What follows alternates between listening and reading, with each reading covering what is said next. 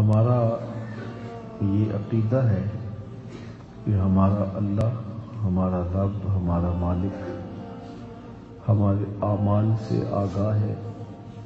جو ہم چھپ کے کرتے ہیں اسے بھی دیکھتا ہے، جو ظاہر کرتے ہیں اسے بھی دیکھتا ہے۔ اس کی نگاہوں سے کچھ پوشیدہ نہیں ہے۔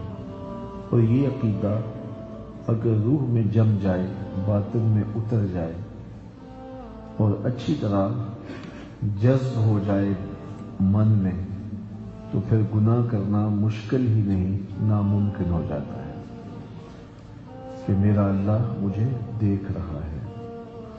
اس کی نگاہوں سے کچھ پوشیدہ نہیں ہے۔ وہ ہمارے اعمال ظاہریہ کو بھی دیکھتا ہے، اعمال باطنیہ کو بھی دیکھتا ہے، اور جو ہم عمل کرتے ہیں ان کی نیتوں کو بھی دیکھتا ہے۔ ہمارے دل میں پیدا ہونے والی چیزیں، جذبات، ان سے بھی آگاہ ہے۔ دماغ کی سکرین پہ ابھرنے والے خیالات سے بھی رب واقف اور آگاہ ہے۔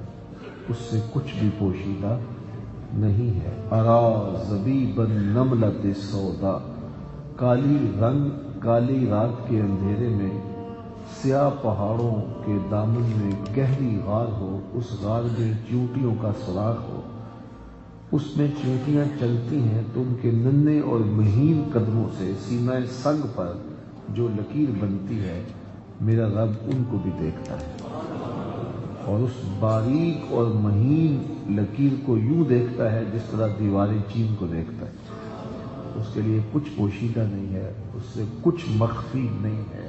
اِنَّهُ يَعْلَمُ الْجَهْرَ وَمَا يَخْفَى، جو تم ظاہر کرتے ہو وہ بھی دیکھتا ہے، اور جو تم پوشیدہ کرتے ہو وہ بھی دیکھتا ہے۔ وَهُوَ مَعَكُمْ أَيْنَمَا كُنْتُمْ، تم جہاں بھی ہوتے ہو وہ تمہارے ساتھ ہوتا ہے۔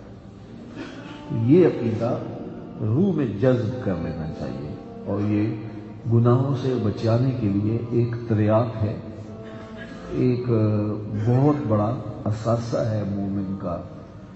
حضور علیہ السلام کی خدمت میں ایک شخص حاضر ہوا، اور صحابہ فرماتے ہیں کہ اس کے لباس سے لگتا نہیں تھا کہ یہ مسافر ہے، چونکہ مسافر کی حیت بتا دیتی ہے۔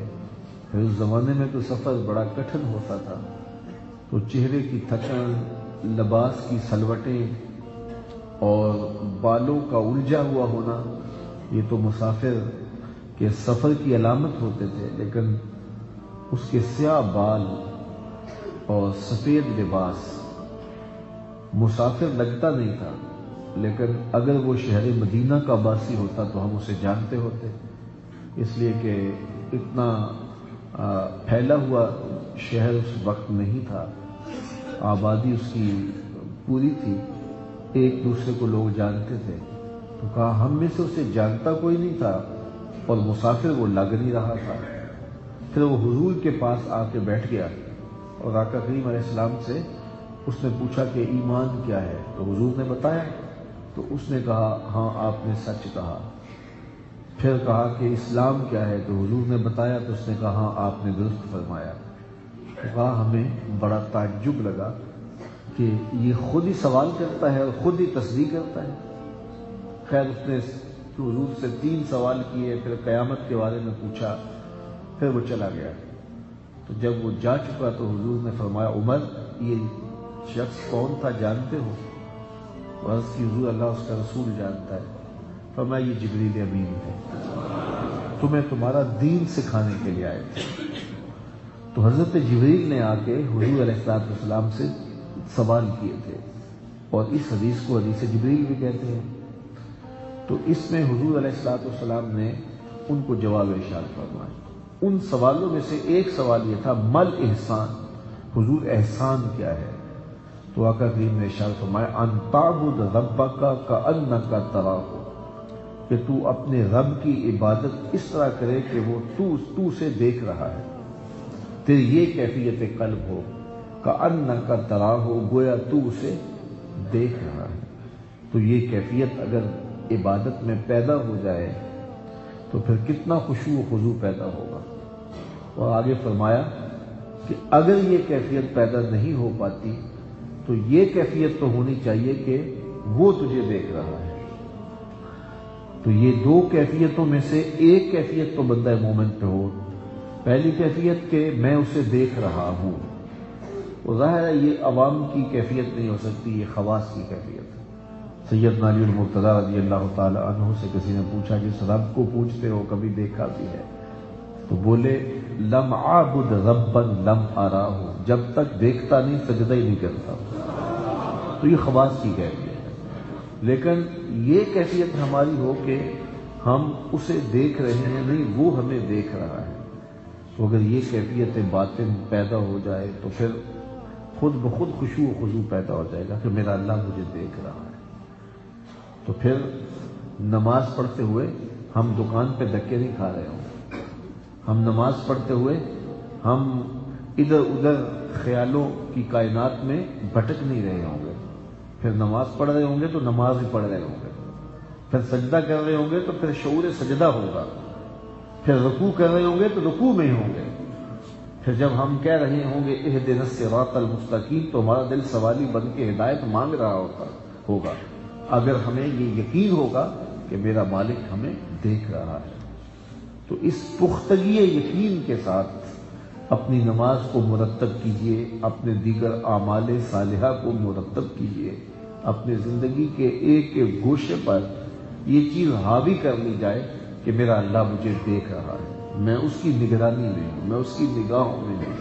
وَهُوَ مَعَكُمْ أَيْنَمَا كُنْتُمْ، تم جہاں بھی ہو وہ تمہیں دیکھ رہا ہے۔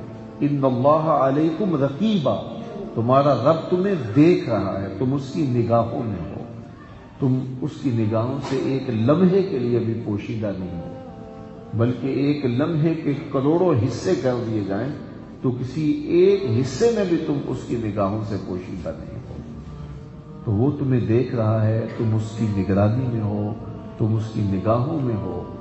تو پھر جب وہ دیکھ رہا ہے تو پھر ہمارے عمل خود بخود صالحیت کی طرف جو ہے وہ منتقل ہو جائیں گے کہ میرا اللہ تو مجھے دیکھ رہا ہے۔ رب کا حیا، اس کے مواخذے کا ڈر اور اس کے حضور حاضر ہونے کا خوف ہمارے عمل میں ترتب پیدا کر دے گا اور ہم خود بخود اچھائی کی طرف راغب ہونا شروع ہو جائیں گے۔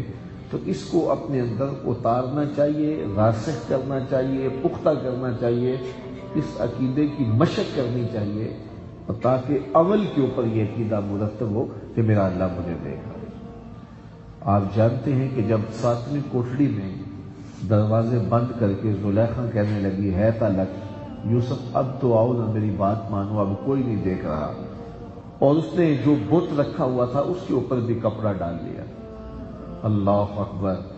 تو حضرت یوسف علیہ السلام نے کہا کہ تو اس بے نور بت سے جس کی آنکھوں میں روشنی نہیں اور تو بھی جانتی ہے یہ نہیں دیکھتا، لیکن اس کے باوجود تو اس سے حیا کرتی ہے اور اس کے اوپر تو نے پردہ اڑا دیا، اس کے اوپر کھیس ڈال لیا کہ اس سے بھی تو حیا کرتی ہے جو تیرے اعتقاد کے مطابق بھی نہیں دیکھتا، تو میں اس سے حیا نہ کروں جو 7ویں کوٹڑی میں دیکھ رہا ہے۔ اور پھر اتنی روشنیاں برستی ہیں کہ گناہوں کا تصور بھی محال ہو جاتا ہے، اور حضرت یوسف علیہ السلام اپنی پاک دامنی کی حفاظت کرنے کے لیے اس بند کمرے سے نکلنے کے لیے دوڑتے ہیں۔ 7 دروازے مقفل تھے، تالے لگے ہوئے تھے، لیکن اللہ کی مدد، نصرت، اعانت حضرت یوسف علیہ السلام کو نصیب ہوتی ہے۔ جب وہ دروازے کی طرف بڑھتے ہیں تالا ٹوٹ کے گر جاتا ہے اور دروازہ کھل جاتا ہے، پھر دوسرے دروازے کی طرف بڑھتے ہیں تو تالا ٹوٹ کے گر جاتا ہے، دروازہ کھل جاتا ہے، اور 7 دروازے یوں کھلتے گئے، اور حضرت یوسف علیہ السلام اپنی عصمت کے دامن کو محفوظ رکھے ہوئے ان کوٹڑیوں سے باہر آتے ہیں۔ تو جب یہ یقین پیدا ہو جاتا ہے کہ میرا اللہ مجھے دیکھ رہا ہے، تو پھر خلوت قدوں میں جہاں کسی کی نگاہ نہیں ہوتی، تو وہاں بھی اس تصور میں انسان اپنے رب سے ڈر